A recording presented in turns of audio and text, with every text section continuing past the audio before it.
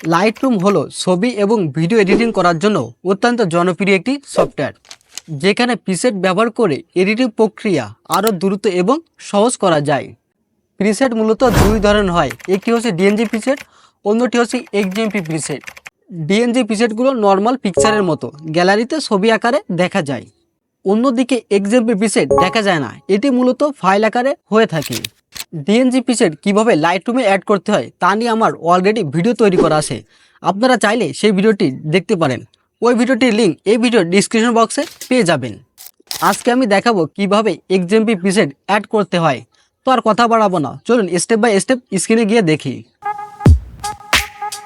Hello viewers, XMP প্রিসেটগুলো লাইটরুমে add করার পূর্বে আমরা অবশ্যই প্রিসেটের ফাইলগুলোকে আলাদা একটা ফাইলে করে নেব, ঠিক আছে? এটা করব কাজের সুবিধার জন্য।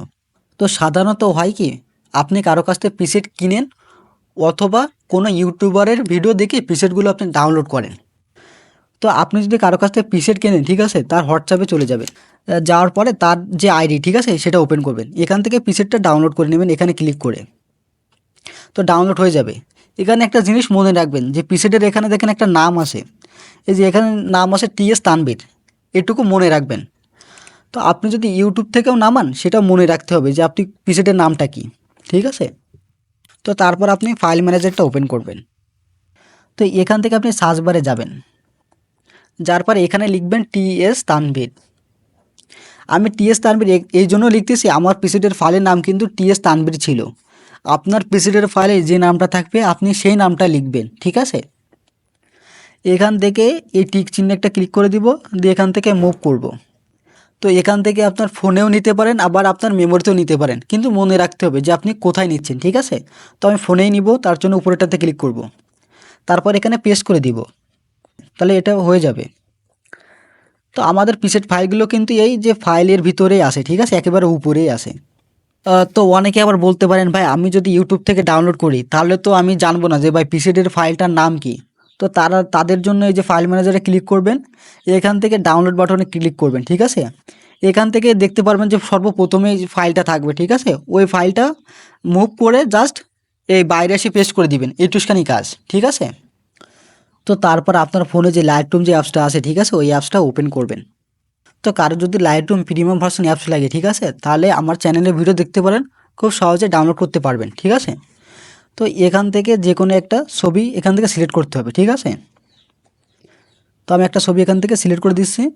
তো এখান থেকে নিচে যে প্রিসেট আইকনে একটা ক্লিক করবেন, ঠিক আছে? তো তারপরে থ্রি ডটে একটা ক্লিক করবেন, এখান থেকে 3 নম্বর ইম্পোর্ট প্রিসেটে ক্লিক করবেন, তারপরে থ্রি ডট মেনুতে একটা ক্লিক করবেন। তো এখানে লক্ষ্য করলে দেখতে পারবেন আপনার ফোনের নামটা এখানে শো করবে, ঠিক আছে? তো আপনার ফোনে যদি মেমোরি লাগানো থাকে, ঠিক আছে, তো সেটাও এখানে শো করবে। তো প্রিসেটের যে ফাইলটা এটা যদি আপনার ফোনে থাকে তাহলে ফোনে ক্লিক করবেন, যদি মেমোরিতে থাকে, ঠিক আছে, তাহলে মেমোরিতে ক্লিক করবেন। তো এখান থেকে দেখতে পাচ্ছেন যে আমার যে প্রিসেট, ঠিক আছে, টিএস তানভীর, এটা চলে আসছে, ঠিক আছে? এখান থেকে আমি একটা ক্লিক করে দিব। ক্লিক করলে দেখতে পাচ্ছেন যে উপরে একটা লেখা আছে যে, ঠিক আছে, যে আমার প্রিসেটটা ইম্পোর্ট সাকসেসফুলি হয়ে গেছে, ঠিক আছে? তো আমি সেই প্রিসেটটা একটু দেখাই দিচ্ছি, ঠিক আছে? এই যে টিএস তানভীর পার্সোনাল এক্সএমপি, তো এই হচ্ছে সেই প্রিসেটটা, ঠিক আছে? তো কারো যদি প্রিমিয়াম প্রিসেট লাগে, ঠিক আছে, তাহলে আমার সাথে হোয়াটসঅ্যাপে যোগাযোগ করতে পারেন।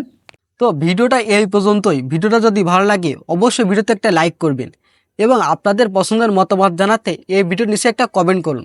আর আমার ইন্টারেস্টিং ভিডিও পেতে হলে কিন্তু এই চ্যানেলটা অবশ্যই সাবস্ক্রাইব করে রাখবেন।